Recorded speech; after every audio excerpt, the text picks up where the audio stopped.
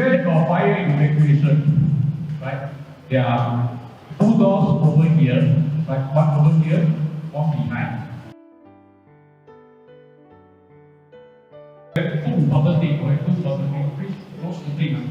Okay, seriously, I want everybody to talk. No? Then the other thing is photography. Have yourself first point to the fence area. Then, right, if not, then I hand over to the MC. Allow me to give the floor to Chua, Navy representative from Navy Museum panel for the opening remarks. An applause, please. Hello, my name is Vincent. I'm still with the Singapore Navy. I'm part of the museum panel, and I work very closely with Defence Collective Singapore, the team that manages our Navy Museum. And of course with Uncle Quek, who runs the Singapore Maritime Heritage Museum. Welcome to RSS Singapura Changi Naval Base. So this is the part of the base that is open to the public, and we are very happy and privileged that interest group chooses this as a venue to talk about the topic today. Being in the Navy, this is something that resonates very much with us, and we hope that you will enjoy the talk later, and as well as visit the Navy Museum. I know yes, I would like to thank Mr. Mok for giving us a very informative brief, and just like to present to him a small little token from the interest group and from the Navy Museum panel.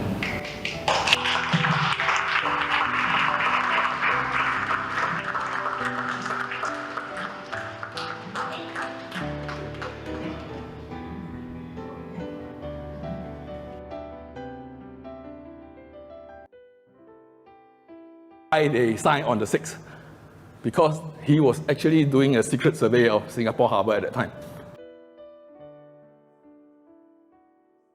in Singapore. So at the peak in 1950, according to the write-up, there were about 300 kelongs in Singapore.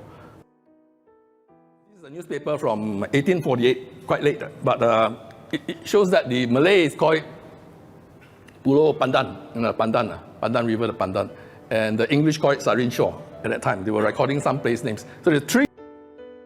And Captain Campbell of HMS Cyrene, he actually disguised two of his boats to resemble trading praus. So they have to resort to this trickery to fight the pirates.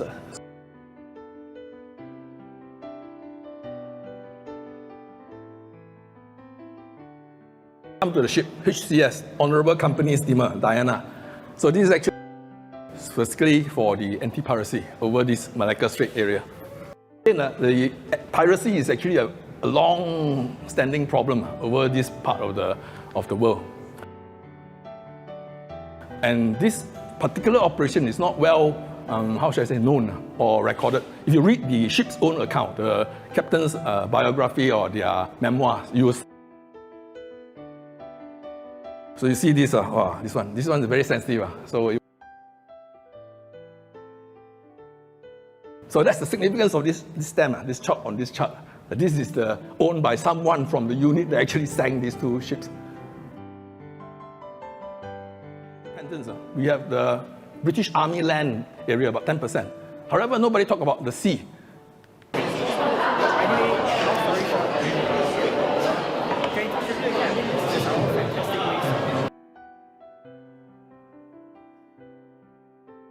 Stories in the other second half of the story. I pick up. There's not enough time for it.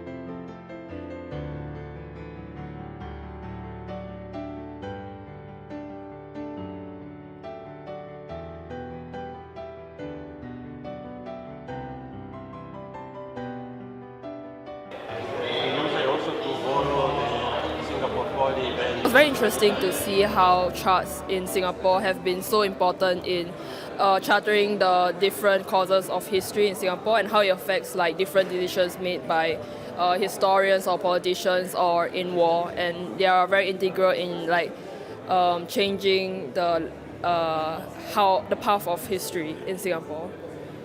I think it was interesting to be able to see Singapore's place in maritime history and military history, the way that the different charts might show some details or hide some details, or the scope of the chart and how it's supposed to reflect, what is relative to Singapore.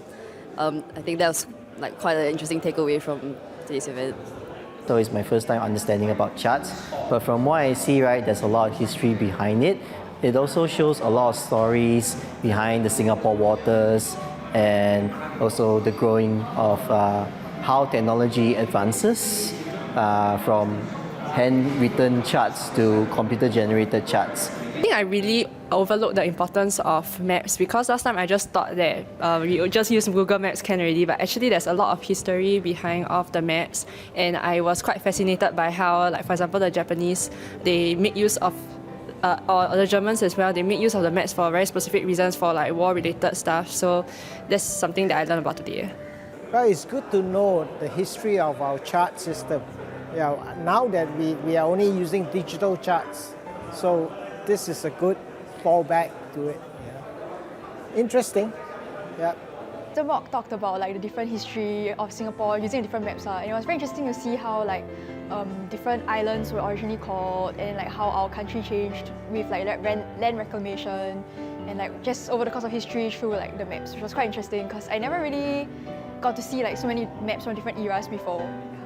This talk, they showed different origins, like the German, Japanese, British, India maps. They all have different purposes, and some information even gets omitted or different levels of detail. So it's very interesting to see the history of the maps of Singapore as it progressed throughout the years. I was a map enthusiastic also, but normally I read only land maps. This is the first time I've seen such different versions of sea maps and how it was done by different people, different systems, and different times. Quite impressed. Mr. Mock brought up was that there is a need for paper charts for preservation of these kind of things in a physical format, because who knows 10 years, 50 years down the road, what are we going to be reading these charts on? So I think it's cool. I think I learned that maps show history through a different lens. Different times, different maps show what people have learned at a certain point in time, what they were interested in, and their interests are protected. So I think it shows a unique history of Singapore from a perspective that not many people can hear from. I went to sea in 1974, which was quite a long time ago. I just want to make a sort of response to what Quet asked in the final question. What do charts do, or what do they mean in our life? And I just want to say that charts and maps form such an integral part of our life. We either knowingly or unknowingly refer to charts because, first of all, it shows us how small we are with regards to our surroundings. It also provides the topography and the extent and detail of where we want to go. So we use references of maps in our daily lives, like we want to chart a road map on where we want to go, how we want to go. The chart provides all these details. So I would just say that far from being a very sort of remote subject, actually charts form such a very deep and visceral connection for all of us, whether we want to acknowledge it or not. And so today's talk was a very good reminder of not just what came in the past as a record and history, but also where they can lead us to in future. Thank you. I didn't know that charts for sea and land is different kind of color coding. So it was quite interesting to learn that they are the opposite. I didn't know the maps of Singapore changed so much over the years, and then there were so many small stories behind how the maps changed, and it was very interesting. I'm very interested to hear more. So I learned that the history of Singapore, like all the different countries' maps of us are all very different, and it's all very connected. And yeah, I wouldn't have known this without this talk. And throughout, it makes me more interested in learning more about the maps of Singapore.